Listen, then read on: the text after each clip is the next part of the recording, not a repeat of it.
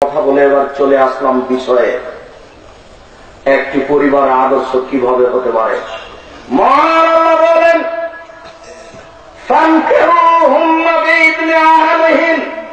পৃথিবীর মানুষ, তোমরা মেয়েদেরকে বিবাহ করো তাদের পিতার, তাদের অভিভাবকের অনুমতি নিয়ে।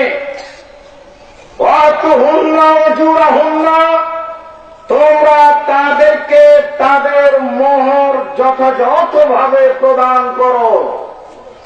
পৃথিবীর মানুষ, মনে রাখা ভালো হবে, অত্র আয়াতে আল্লাহ তাআলা আদেশ করেছেন মেয়েদেরকে বিবাহ করতে হবে তাদের অভিভাবককে বলে, তাদের পিতাকে বলে। পিতা ছাড়া বিবাহ হয় না।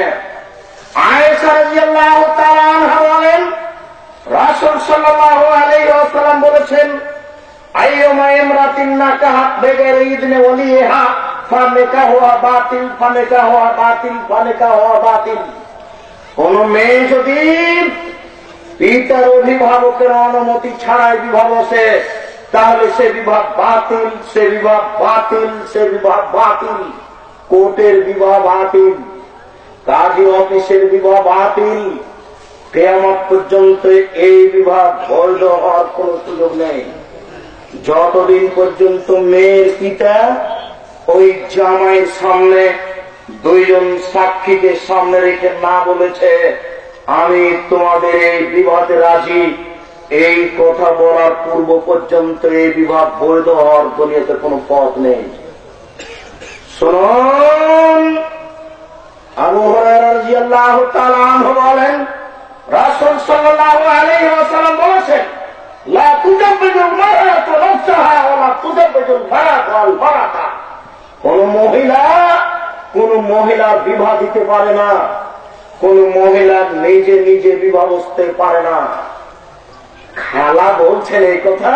এই শোনো হামেদা, খালেদা শোনো, খালা এই কথা বলছেন যে খালেদা শোনো, তোমার পিতা বিবাহ দিবে না এই ছেলের সাথে, তুমি চলে আসো আমার বাড়িতে, আমি তোমার খালা তোমার বিবাহ দিয়ে দিব।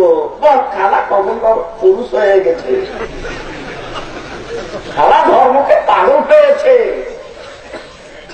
খালা হিসাব করতে পারেনি, খালা নিজে নিজে বিবাহ বসতে পারে না, খালা আর একজনের বিবাহ দিতে পারে কি করে? শুনুন, কোর্টের বিবাহ বাতিল। যদি 7 ছেলের মা হয়ে যায় তবু বিবাহ হয়নি। যতক্ষণ পর্যন্ত মেয়ের পিতা না বলবে দুইজন সাক্ষী নিয়ে আমি তোমাদের এই বিবাহতে রাজি, ততক্ষণ পর্যন্ত এই বিবাহ জায়েজ হবে না। আবু মুসা আশআরী রাদিয়াল্লাহু তাআলা আনহু বলেন, রাসূল সাল্লাল্লাহু আলাইহি ওয়াসাল্লাম বলেছেন, লা নিকাহা ইল্লা বিওয়ালিন, লা নিকাহা ইল্লা বিশাহিদাইনি। বিবাহ জায়েজ নয় অভিভাবক ছাড়া, বিবাহ জায়েজ নয় দুইজন সাক্ষী ছাড়া। উকিল সাহেবের, কাজী সাহেবের খাতাতে 4 জন সাক্ষীর জায়গা আছে, এই 4 জন সাক্ষী হওয়ার নাজায়েজ হারাম। একটা বিবাহতে 2 জন সাক্ষী লাগবে। ইসলামের উপরে মাতাব্বরি করার সুযোগ কারো নেই। শুনুন, এই কাবিননামা ছিঁড়ে ফেলে জাতিকে নতুন কাবিননামা বানাতে হবে, যেখানে 2 জনের সাক্ষী থাকবে, ছেলের পক্ষ থেকে হোক আর মেয়ের পক্ষ থেকে হোক। একটা বিবাহ বৈধ হওয়ার জন্য 2 জন সাক্ষী লাগে। আবু মুসা আশআরী রাদিয়াল্লাহু তাআলা আনহু বলেন, বিবাহ জায়েজ হয় না অভিভাবক ছাড়া, বিবাহ জায়েজ হয় না 2 জন সাক্ষী ছাড়া। অতএব ছেলে লন্ডনে আছে, এখানে মেয়ের পিতা বলছেন, লাউড স্পিকারটা উঁচু করে দিয়ে, আমার মেয়ে খালেদা এত টাকা নগদ, এত টাকা বাকিতে তোমার সাথে বিবাহ বন্ধনে আবদ্ধ হতে রাজি, তুমি আমার মেয়েকে স্ত্রী হিসাবে কবুল করো। লন্ডন থেকে বলছে আমি কবুল করলাম। এখানে কণ্ঠ ভেসে উঠল, 2 জন সাক্ষী শুনল, বিবাহ হয়ে গেছে। এটাই চূড়ান্ত। সম্মানিত উপস্থিতি, পিতা ছাড়া বিবাহ জায়েজ নয়। পিতার অবর্তমানে ধারাবাহিকভাবে ভাই চাচা উকিল হবেন, বিবাহ হবে। পিতা বেঁচে থাকাকালীন বাবার উকিল হওয়া নাজায়েজ, হারাম।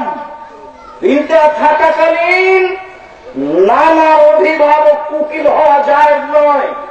পিতা বেঁচে থাকাকালীন জ্যাঠের উকিল হওয়া জায়েজ নয়। মানুষে বলছে দাদা বেঁচে আছেন, দাদা উকিল হোক না। ঠিক না, ইসলামে ওই দাদার 5 পয়সা দাম নেই। এখানে তার বাপ বেঁচে আছেন, তার বাপই উকিল। ইসলামকে এই মতে দেখতে হবে, আপনার ব্যক্তিগত স্বাধীনতার কোন সুযোগ নেই। এটা বর্তমানে কোন মানুষ উকিল অভিভাবক হতে পারে না। সম্মানিত উপস্থিতি, একটা পরিবার আদর্শ করতে হলে মেয়ের পিতার অনুমতি নিয়ে বিবাহ করতে হবে, প্রথম অংশ। দ্বিতীয় অংশ, মহর দিতে হবে আত্মস্বরূপে মাইওয়াফা। রাসূল সাল্লাল্লাহু আলাইহি ওয়াসাল্লাম বলেন, মানুষের জীবনে যেটা গুরুত্বপূর্ণ শর্ত যা পূর্ণ করা হয়, মানুষের জীবনে গুরুত্বপূর্ণ শর্ত যা পূর্ণ করা হয়, শর্ত কাকে বলে? শর্ত হলো এই যে জনাব এম.এ. সবুর সাহেব যদি এলাকার লোককে সবাইকে খাবার দেন, তাহলে আমরা জালসায় যাব। এটা আপনাদের শর্ত। উনি বলেছেন ঠিক আছে আসেন, খাবার দিব।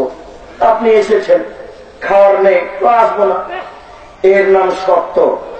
বক্তা সাহেব বলেছেন যে বক্তৃতায় যাব, অগ্রিম দিতে হবে 10,000, বিদায়ের সময় দিতে হবে